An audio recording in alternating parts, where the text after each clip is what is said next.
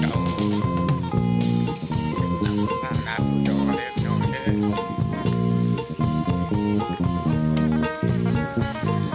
นี่เป็นทางเข้าเนี่ยกำลังจะเป็นกองนะนี่ก็จะเป็นโรงงานเนาะโรงงานอยู่วัดราชบุรีกระโดดลำบากเองเนาะ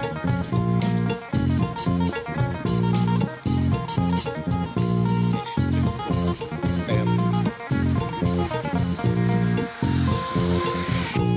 สิประมาณนี้เดี๋ยวจ้องเด้อกำลังสอนโรงงานเลย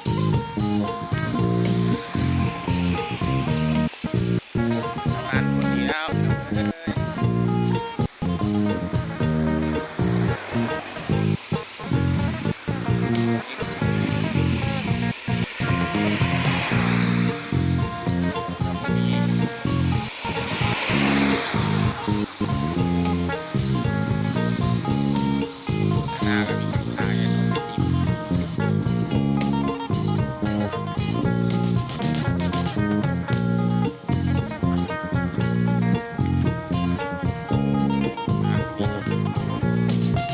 คนก็ยังมาตกอีก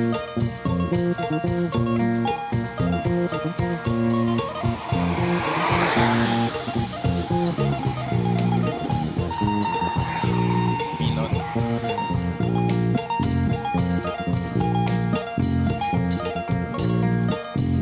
ประมาณนี้เนาะพี่น้องเนาะกับประเทศไทยเห็นหลายข้างในเห็นเก่าบ่ให้ถ่ายเนาะเขาห้ามถ่ายได้สักพี่น้องก็มาเห็นงานบริษัทเด้องานบริษัทของไทยเด้อ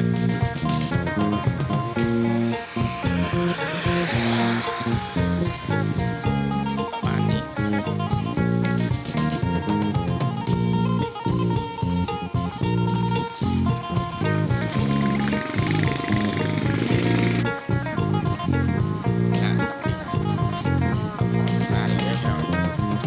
ได้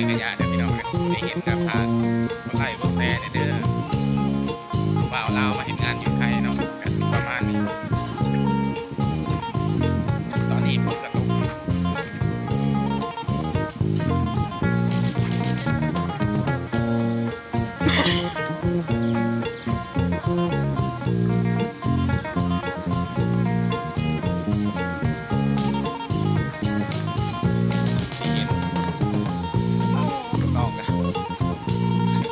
เดินตามผมมาเลย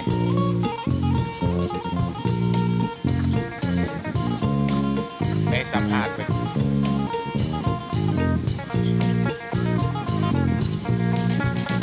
นี่ก็หัวหน้าเด้จากไหนเนาะการเห็นงานวันนี้ไปอยู่ได้อยู่เนาะวันนี้พานอันนี้ผู้จัดการได้นี่เนี่ยผู้จัดการนี่ลูกน้องผู้ถ่ายนี่ก็เป็นลูกน้องกันนี่ผู้จัดการเนาะผู้จัดการอ้ายก็รอเนาะ